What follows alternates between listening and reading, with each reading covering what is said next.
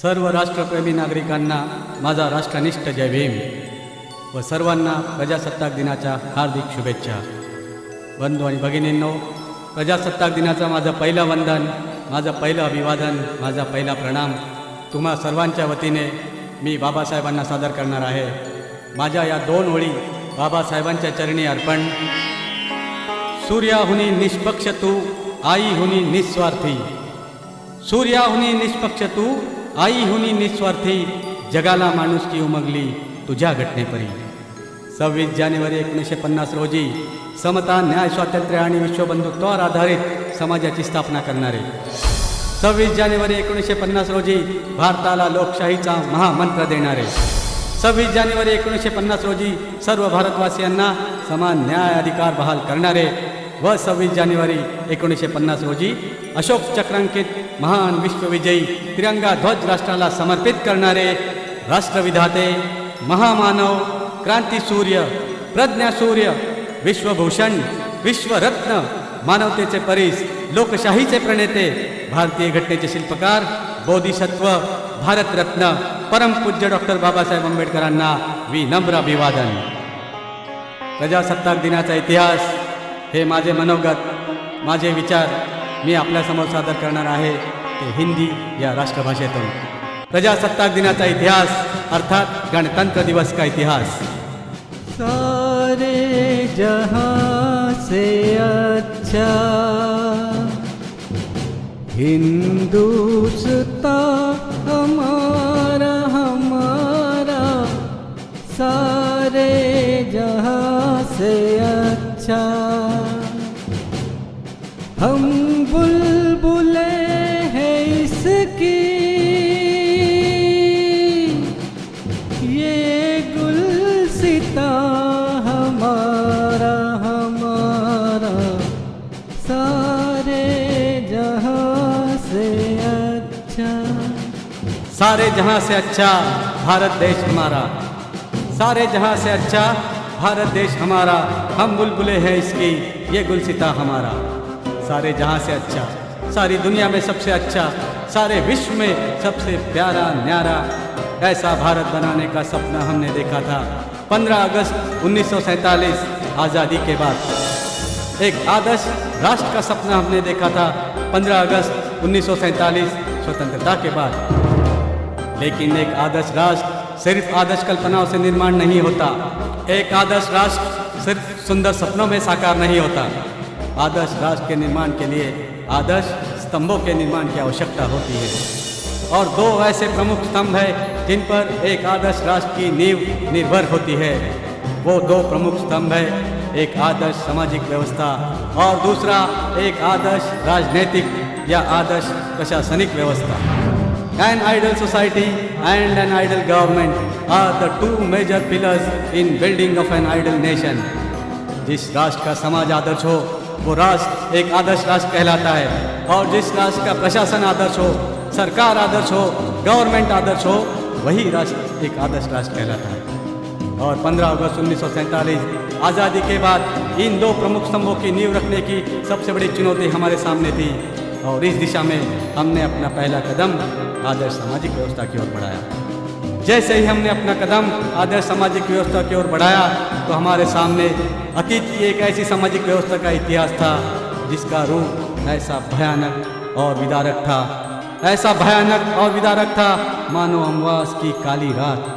एक ऐसी पापी सामाजिक व्यवस्था का इतिहास था हमारा जिसे पापी कहना शायद पाप शब्द को भी अपमानित करना होगा। इंसानियत के नाम पर कलंक और मानवता के नाम पर एक धब्बा, ऐसी पापी, ऐसी भयानक सामाजिक व्यवस्था का इतिहास था हमारा।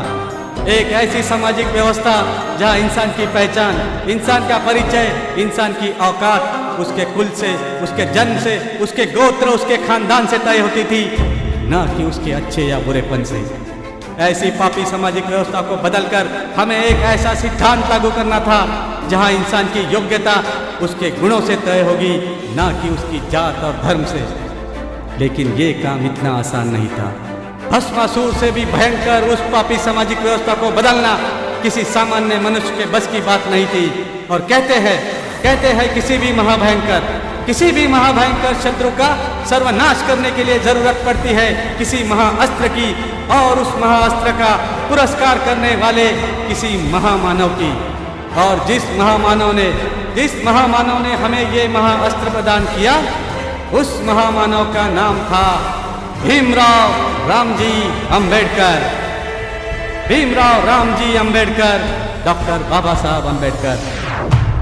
जिस पापी सामाजिक व्यवस्था को किसी की छूने की हिम्मत नहीं थी, ऐसी पापी, ऐसी भयानक सामाजिक व्यवस्था को बाबा साहब ने जड़ से उखाड़ आसमान में तिनका तिनका बिखेर दिया और हमें तोहफा दिया, हमें उपहार दिया, हमें भेंट दी एक ऐसी सामाजिक व्यवस्था की जो हमारे लिए एक महाअस्त्र साबित हुई। उस महाअस्त्र का नाम है समता, न्याय, स्वातंत्र्य और विश्व बंधुत्व, equality, freedom of justice and universal brotherhood. एक ऐसी सामाजिक व्यवस्था जो हर इंसान को समानता से देखती हो, एक ऐसी सामाजिक व्यवस्था जो हर व्यक्ति की स्वतंत्रता का आदर करती हो, हर व्यक्ति को न्याय देने में सक्षम हो, और एक ऐसी सामाजिक व्यवस्था जो विश्व बंधुत्व का, भाईचारे का पुरस्कार करती हो। आज ही के दिन 26 जनवरी 1950 को हमने नींव रखी ऐसी आदर्श सामाजिक व्यवस्था की जो समता, स्वातंत्र्य और विश्व बंधुत्व पर आधारित डॉक्टर बाबा साहब अम्बेडकर जी के विचारों की सामाजिक व्यवस्था। और इसी आदर्श सामाजिक व्यवस्था ने हम सबके दिलों में ये भावना जागृत कर दी कि मजहब नहीं सिखाता आपस में बैर रखना, मजहब नहीं सिखाता आपस में बैर रखना, हिंदी है हम वतन, हिंदुस्तान हमारा। और इस तरह बाबा साहब ने 26 जनवरी 1950 को देश में एक आदर्श समाज की स्थापना की। इसके बाद एक और प्रमुख स्तंभ की नींव हमें रखनी थी, और वो थी आदर्श प्रशासन की, आइडियल गवर्नमेंट की। कैसा गवर्नमेंट चाहते थे हम, कैसा प्रशासन चाहते थे हम। हजारों वर्ष गुलामी की चक्की में पिस चुके हम भारतवासी एक आदर्श प्रशासन का तो अर्थ ही भूल गए थे। सैकड़ों वर्ष हम सिर्फ राजा महाराजाओं की प्रजा बनकर धन्य हुए थे। सैकड़ों वर्ष जुल्मी और अत्याचारी मुगलों और सुल्तानों का प्रशासन हमने देखा था, और उसके बाद सैकड़ों वर्ष धूर्त और पाखंडी अंग्रेजों का राज हमने देखा था। एक आदर्श प्रशासन क्या होता है इसका तो हम अर्थ ही भूल गए थे।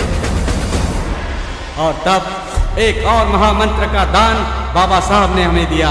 उस महामंत्र का नाम है लोकतंत्र। लोकतंत्र, democracy, government of the people, for the people and by the people. जी हाँ, government of the people, for the people and by the people, ये था वो महामंत्र। डंके की चोट पे हमने सारी दुनिया को ऐलान कर दिया कि हमने लोकतंत्र का स्वीकार किया है। डॉक्टर बाबा साहब अम्बेडकर जी के मार्गदर्शन पर हमने एक ऐसी प्रशासनिक व्यवस्था का चुनाव किया है जिसका राजा ना तो किसी रानी की कोख से पैदा होगा, ना ही किसी मुगल सुल्तान या बादशाह का बेटा होगा, ना ही कोई अंग्रेजी वाइसरॉय होगा, और ना ही कोई बाजीराव पेशवा होगा। इस देश का राजा इस देश की जनता की मर्जी का होगा, जनता के हित का काम करेगा, जनता की आज्ञा का पालन करेगा। आज ही के दिन 26 जनवरी 1950 को हमने नींव रखी लोकतंत्र की। एक आदर्श समाज और एक आदर्श प्रशासन, आदर्श राष्ट्र के गाड़ी के दो पहिए होते हैं। पहिए जो गाड़ी की प्रगति को गति देते हैं, गाड़ी को प्रगति की ओर गतिशील बनाते हैं। लेकिन कोई भी गाड़ी, कोई भी वाहन सिर्फ गति के आधार पर अपनी मंजिल तक नहीं पहुंच सकते। गति के साथ साथ एक वाहन को सही दिशा की भी ज़रूरत होती है। जिस तरह हर वाहन को दिशा देने के लिए एक वाहन चक्र की ज़रूरत होती है, एक नाव को दिशा देने के लिए एक सुकानू की ज़रूरत होती है, एक कार को दिशा देने के लिए एक स्टीयरिंग की ज़रूरत होती है, एक साइकिल को दिशा देने के लिए एक हैंडल की ज़रूरत होती है। ठीक उसी तरह एक आदर्श राष्ट्र को दिशा देने के लिए एक आदर्श संविधान की ज़रूरत होती है। और ऐसे ही एक आदर्श संविधान की ज़रूरत हमें महसूस हुई 15 अगस्त 1947 स्वतंत्रता के बाद। ऐसी चुनौती, ऐसा आह्वान अंग्रेजों ने हमें दिया था आज़ादी देते समय कि अगर तुम्हें आज़ादी चाहिए तो अपने देश का, अपना खुद का संविधान लिखकर दिखाओ। क्योंकि अंग्रेज ये भली भांति जानते थे किसी और देश का संविधान लिखना और भारत का संविधान लिखना, इसमें ज़मीन आसमान का अंतर है। भारत में विभिन्न धर्मों के लोग रहते हैं, विभिन्न भाषाएं बोलने वाले लोग रहते हैं, विभिन्न संस्कृति एवं सभ्यताओं को मानने वाले लोग रहते हैं। कोई ऐसा संविधान जो सभी भारतवासियों को अपना सा लगे, या कोई ऐसा संविधान जो सभी भारतवासियों की मान्यता प्राप्त कर जाए, ऐसा संविधान लिखना कोई आसान काम नहीं। संविधान के मामले में ये भारतवासी आपस में ही लड़ झगड़ बैठेंगे और इस मौके का फ़ायदा उठाकर और 100-150 वर्ष इन पर आराम से राज किया जा सकता है। कुछ ऐसा ही धूर्त इरादा था उन अंग्रेज़ों का जब आज़ादी के बदले संविधान बनाने की शर्त हमारे सामने उन्होंने रखी। और तब पहली बार हमें इस बात का एहसास हुआ कि विद्वान सिर्फ यूरोप और अमेरिका में पैदा नहीं होते, विद्वान सिर्फ विदेशों में पैदा नहीं होते, इस धरती माँ की कोख से भी विद्वान पैदा होते हैं। और ऐसे ही एक विद्वान ने इस देश का संविधान बनाने की चुनौती स्वीकार ली। उस विद्वान का नाम था विद्वत्ता के डॉक्टर, स्वतंत्र भारत के पहले कानून मंत्री, भारतीय संविधान के प्रारूप निर्माता, भारतीय संविधान के शिल्पी, the architect of Indian constitution, विश्व रत्न डॉक्टर B.R. अम्बेडकर। डॉक्टर बाबा साहब अम्बेडकर जी ने इस देश का संविधान बनाने की चुनौती स्वीकार ली और बाबा साहब ने हमें एक ऐसे संविधान की भेंट दी जिसकी न सिर्फ हमारे मुल्क ने बल्कि दुनिया के हर बड़े मुल्क ने जिसकी प्रशंसा की। एक आदर्श संविधान कहकर जिसका गौरव किया, एक महान संविधान करार दे जिसकी सराहना की। ऐसी क्या विशेषता है इस संविधान की, ऐसे कौन से आदर्श है इस संविधान के, ऐसी क्या महानता है इस संविधान की। And last but not, what is so great about the constitution, what is so great about the constitution written by the architect of Indian constitution, doctor B.R. Ambedkar. Baba Saheb ने हमें एक ऐसे संविधान की भेंट दी जिसने तमाम भारतवासियों को समान न्याय और अधिकार बहाल किए। क्या स्त्री, क्या पुरुष, क्या अमीर, क्या गरीब, क्या हिंदू, मुस्लिम, सिख, ईसाई, बौद्ध, जैन या पारसी, हर जो इस भारत का नागरिक है उसे समान न्याय और अधिकार प्राप्त है संविधान द्वारा। आज ही के दिन 26 जनवरी 1950 को डॉक्टर बाबा साहब अम्बेडकर जी ने हमें एक महान संविधान की भेंट दी। इस तरह एक आदर्श समाज, एक आदर्श प्रशासन और एक महान संविधान पाकर भारत दुनिया के सामने एक महान राष्ट्र के रूप में आया 26 जनवरी 1950 को। ऐसे महान राष्ट्र के पहचान का प्रतीक, ऐसे महान राष्ट्र के अस्तित्व का प्रतीक, सारी दुनिया में हमारी आन बान और शान का प्रतीक, ऐसे एक राष्ट्रीय ध्वज की हमें ज़रूरत थी। और ये जिम्मेदारी भी देश ने बाबा साहब पर सौंपी। बाबा साहब को राष्ट्रीय ध्वज समिति का अध्यक्ष चुनकर, और बाबा साहब ने अपने अथांग परिश्रम से, महान देशभक्ति से भारत को अशोक चक्रांकित महान और विश्व विजयी तिरंगे ध्वज की भेंट दी आज ही के दिन 26 जनवरी 1950 को। इस तरह एक आदर्श समाज पाकर, एक आदर्श प्रशासनिक व्यवस्था को स्वीकार कर, एक महान संविधान पाकर और एक महान विश्व विजयी तिरंगा ध्वज अपने हाथों में लेकर 26 जनवरी 1950 को हमने सारी दुनिया से ये कहा कि सारे जहां से अच्छा भारत देश हमारा, सारे जहां से अच्छा भारत देश हमारा, हम बुलबुलें हैं इसकी, ये गुलसिता हमारा। जय भीम, जय भारत।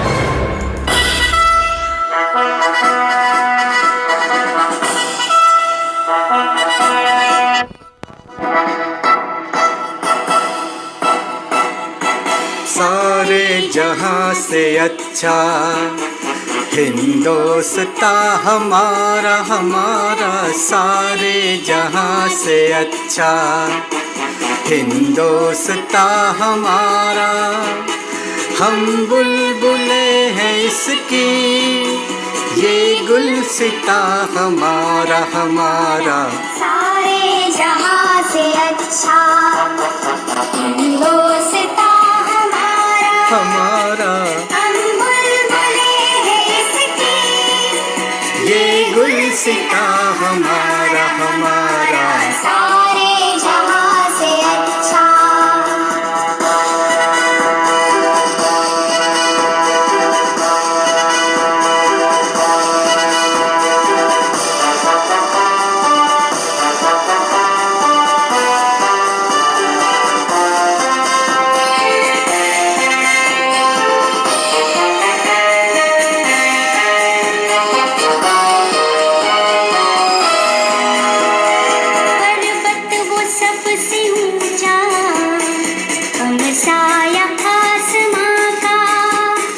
पर्वत वो सबसे ऊंचा, हम साया आसमां का, वो संतरी हमारा, वो पास बा हमारा हमारा सारे जहां से अच्छा हिंदुस्तां हमारा हमारा सारे जहां से अच्छा।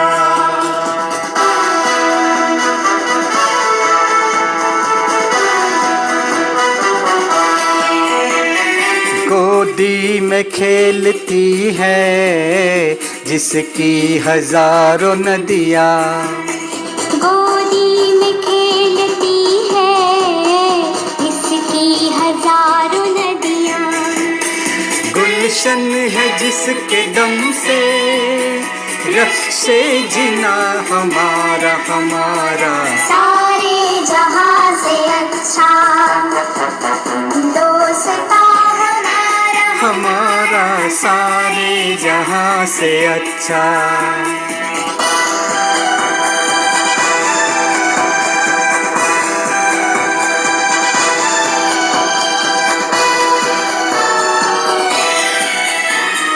मजहब नहीं सिखाता आपस में बैर रखना, मजहब नहीं सिखाता आपस में बैर रखना, हिंदी है हम, हिंदी है हम, हिंदी है हम, वतन है हिंदुस्तां हमारा हमारा सारे जहां से अच्छा हिंदुस्तां हमारा हम